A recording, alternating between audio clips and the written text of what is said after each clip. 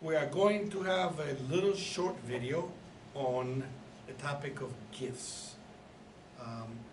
No, it's not going to be on the test, and the purpose of this exercise give you guys some exposure to oral arguments. That's a skill lawyers have, and that's what you are going to be doing. You're going to use these materials to do a closing argument, and you will be given all the information, and that's the purpose of this exercise. You still will read the materials in the book on gifts, and we will provide you with some handouts that we need to prepare. There is a part of gifts that is important that ties up to materials in the test, particularly what I'm referring to is deeds, and it's the delivery issue. The requirements of delivery in a gift are the same requirements of delivery in deed. So we can use this subject to kind of teach you a skill, arguing, while at the same time introduce you to one concept that's going to come out later, which is delivery. So let's talk a little bit about a gift. What is a gift? Well, in contracts, a gift means the transfer of property without consideration.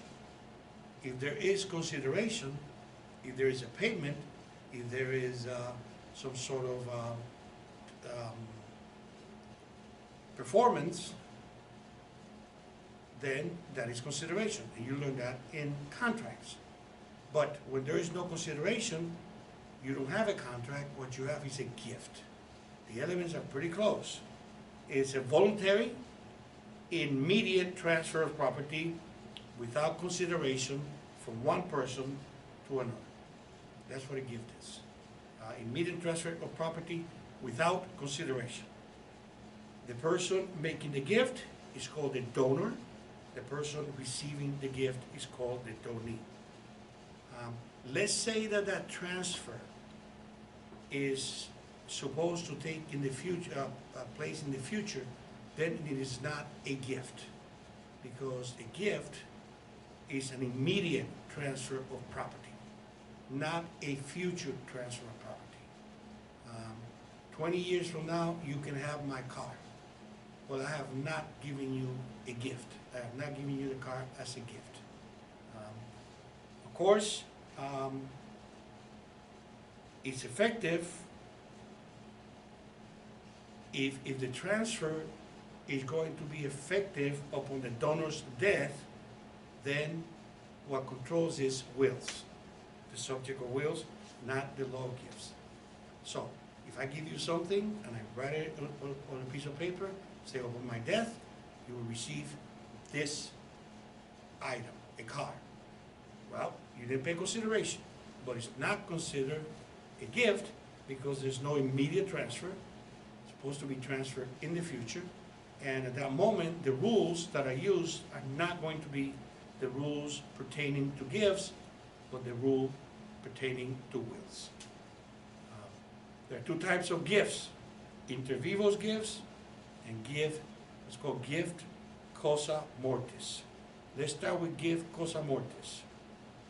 I give you a gift in anticipation of my imminent death. There's a couple of important words there: anticipation and imminent. So if I gave you something, a gift, and then I walked out of the restaurant, I give you a gift in the restaurant, and I walk out of the restaurant and I get hit by a car, that gift was not a gift causa mortis, because I didn't give you that car in anticipation of being hit by a car.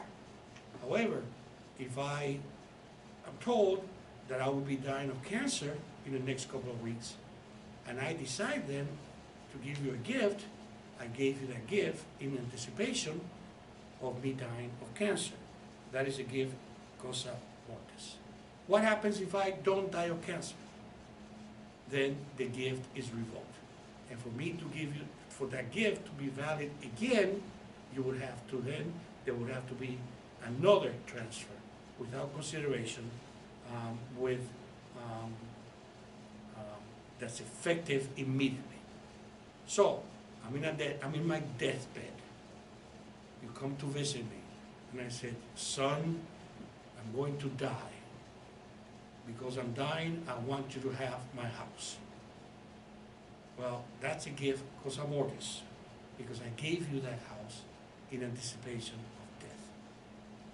Suddenly, I recover, I don't die, the gift is revoked.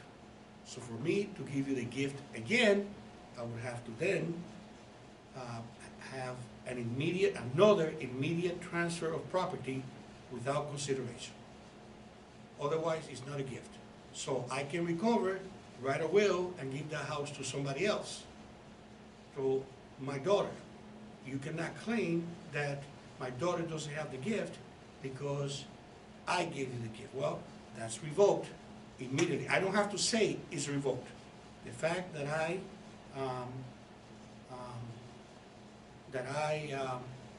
did not die, if I make the gift in anticipation of me dying, that's the key. It has to be in anticipation of me dying. If the donor dies as a result of the illness or peril that motivated the gift is valid. If I don't die, the gift is revoked. That's a gift, cosa mortis. Pretty soon in the class we're going to be doing estates and future interest. Those are called inter vivos gifts. That is a gift made by one living person to another. And it requires that I intended to make an irrevocable present transfer of the property. These are concepts again. This is why we're doing gifts, because gifts presents these concepts that later on we're going to see again and again in deeds, delivery, in estates and future interest, inter vivos gifts. If it's in a will, if it's a gift in a will, the property is not going to be transferring until I die. That is not an inter vivos gift. That will be controlled by the rules of wills. 3 elements. There has to be intent, delivery, and acceptance. And you're going to hear that again over and over. For example, when we do deeds. Intent, delivery, and acceptance. This is why we're doing this side exercise outside of the classroom with a nice fun skill, which is arguing, a closing argument, to start to introduce you to those concepts as we give you a taste of a skill. Well, intent. There has to be an intent to make an immediate transfer for there to be intent. If I say, I have this watch and someday I'm going to give it to you, the element of intent is missing because I did not intend to give it to you immediately. On the other hand, if I called you on the phone and I say, I have this ring that I want, as of right now, give to you whenever you have a chance, come and get it, and you never have a chance to come and get it until I die, then at that moment you can say you had a gift because there was an immediate intent when I called you on the phone to transfer. So you look at the immediate intent. The moment somebody transfers property, what is the immediate intent? If the immediate intent is to transfer ownership to the donee, then it is a gift. If there's no immediate intent, there is no intent. Look at the statements of the donor. Look at the actions of the donor. If the intent of the donor appears to be to transfer that property in the future, it's not a gift. The intent of the donor tells you a lot. It can be inferred also from the acts of giving possession. If I hand it to you and I say this is yours, right? I intended to give it to you. But if I say I have this watch that I'm going to give you one day, take a look at it to see if you like it, the element of intent is not met. If there are conditions precedent, then there's no immediate transfer and there's no gift. I will give you this watch if you graduate from law school. There's not a gift until you graduate from law school. But contrary to the condition precedent, there could be an immediate intent if it's made subject to a condition subsequent.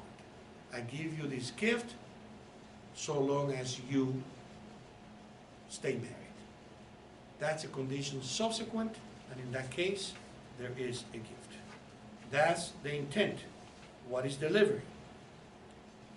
Physical transfer creates a presumption of delivery, but it's rebuttable.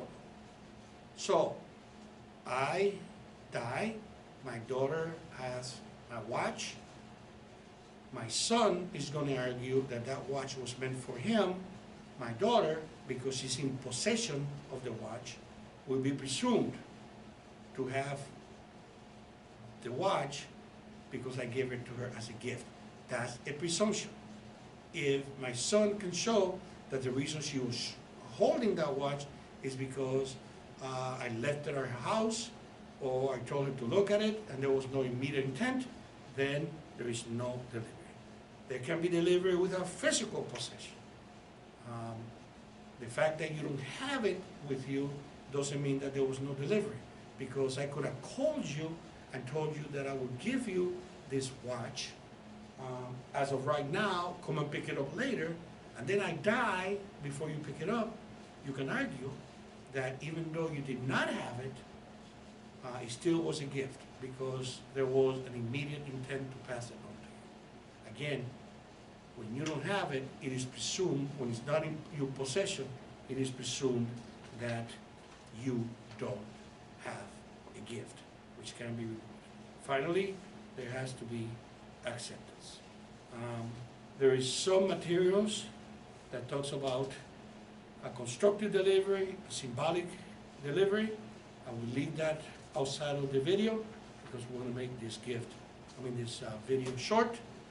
Please read the materials and be prepared, and we'll give you instructions as to what needs to be done.